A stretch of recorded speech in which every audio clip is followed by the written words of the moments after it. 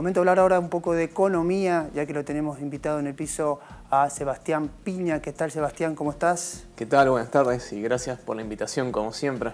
Muchas gracias por estar con nosotros. Bueno, hoy se da un tema importante, que es el INDEC va a dar a conocer los índices de inflación del mes de junio. ¿Cómo viene respecto a mayo? Si se prevé que, según encuestadoras privadas, va a ser un poco menor. Sí, exactamente. Bueno, lo que son las encuestadoras, en realidad las consultoras privadas, los relevamientos de expectativas que publica el Banco Central, se esperaría que el índice que se marca para el mes de junio estaría en 2.5-2.6%, el cual muestra una desaceleración sobre el 3.1 que se registró en mayo y una tendencia claramente a la baja del 4.8, creo que había sido el de abril.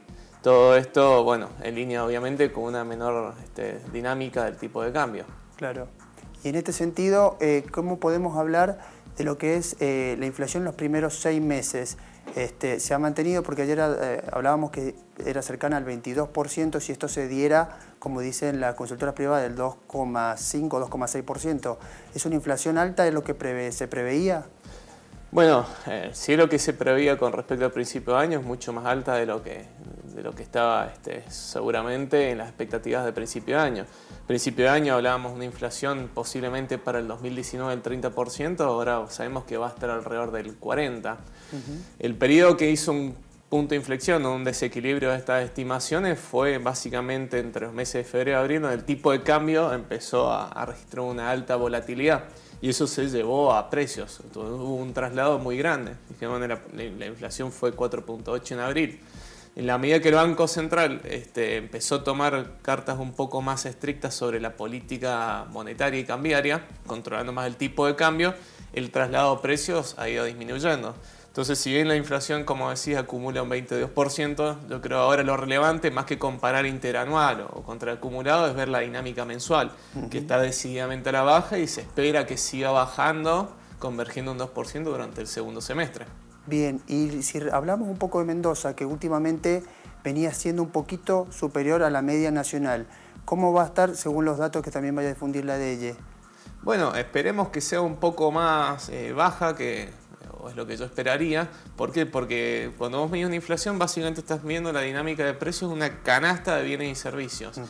Y como bien dijiste, Mendoza viene presentando una aceleración sobre la marca nacional porque la composición de alimentos y bebidas, que está altamente expuesto al tipo de cambio, ¿sí? Bueno, es el que ha estado impulsando a que el crecimiento de los precios en Mendoza sea más alto. Ahora, en junio el tipo de cambio estuvo yendo para abajo, tuvimos un periodo de apreciación del tipo de cambio nominal. Eso por lo menos debería restarle presión a lo que es alimento y bebida. Entonces, de esta forma, tener una inflación en Mendoza más baja por este rubro. Hay que ver qué pasa con los regulados, hay que ver qué pasa con el ajuste de los planes ahora 12, que obviamente hay un marque en los precios para canalizar el costo financiero para los próximos periodos. Pero bueno, lo bueno es que si la inflación sigue siendo elevada, está en un sendero decreciente continuo. Una tendencia a la baja. Sí, mensual. Y hablando un poquito de lo que es el dólar, este dólar que se denomina ahora un poco que está planchado, este dólar electoral. ¿Esto a qué se debe? ¿Cuáles son un poco las condiciones que lo mantienen en este nivel de quietud? Bien, como recién decía, para el Banco Central, para controlar el tipo de cambio, estuvo llevando a cabo una política monetaria muy contractiva, ¿sí? Con tasas de interés muy altas, ¿sí? O altas al menos en términos reales, tratar de quitarle presión a lo que es el tipo de cambio. Bueno, en junio tuvimos una baja en la evolución del tipo de cambio, estuvo disminuyendo, producto de, por un lado, las altas tasas reales que está proponiendo el Banco Central justamente para controlar este hecho. También el efecto Pichetto, que se llama cuando se anuncia la fórmula que Pichetto iba a integrar la fórmula presidencial con Mauricio Macri, y eso generó muchas expectativas en los mercados. De hecho, el riesgo país bajó unos 200-300 puntos de lo que estaba. Eso claramente reflejando el riesgo electoral que estaba metido en los precios de los activos financieros. Y bueno, ese flujo también positivo de divisas, digamos, ha estado también influyendo en la baja del tipo de cambio. Estamos en un veranito, seguramente me va a decir. Ayer se vio un poquito más de volatilidad. No se está reflejando por ahora en los precios justamente la renovación de esta volatilidad de todos los factores que la han reducido. Entonces, bueno, tenemos que ser cautos acá en los próximos meses, como se viene la mano, que seguramente se ve un poco de volatilidad. No tiene que asustar, digamos, en Argentina estamos acostumbrados que la variación del tipo de cambio nos preocupa mucho. Claro. Sube el tipo de cambio un 2% de un mes y bueno, empieza a ser noticia. Lo que no tenemos que olvidarnos es que el tipo de cambio es un precio más. Entonces, si el tipo de cambio, por ejemplo, subió 2% y la inflación fue 2%, el efecto real y neutro sobre el mismo queda ahí.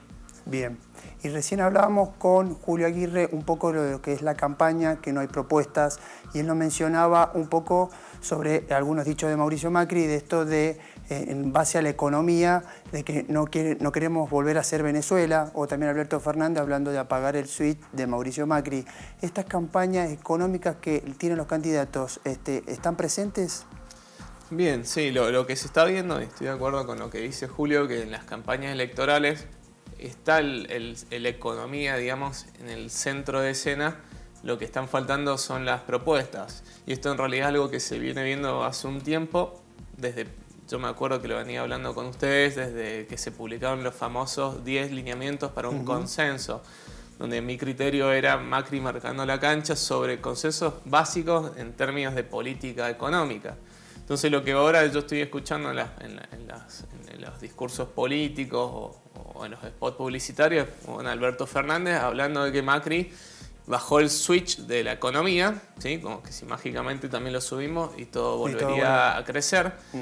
Lo cual ahí yo tengo un comentario de que si miramos el crecimiento de la economía de los últimos 15 años, el switch se apagó en el 2011 en plena gestión de lo que sería hoy la oposición. No se apagó en esta gestión. Y en términos de lo que habla Mauricio Macri, es que el miedo de Venezuela y demás, y que también se están armando bases como para crecer por 20 años, yo creo que él estuvo demorado, digamos, con las medidas que debería haber tenido. El diagnóstico de la economía era mucho peor, generó un alto endeudamiento, postergando la situación real que tenía que manifestarse, que es la que se terminó manifestando. Y ahora, bueno, está por lo menos con criterios más básicos de reducción de gasto público, reducción de impuestos, crecimiento a largo plazo, acuerdos de comercio internacional y demás. De todas formas, las bases no están sentadas para los 20 años. El trayecto que tiene que recorrer Macri como para reorganizar la economía todavía le queda. Es mucho más incipiente. Entonces lo que sería bueno por parte de los políticos es empezar a generar propuestas más que empezar a tirarse la pelota sobre los defectos que ha tenido cada uno sobre los hechos económicos.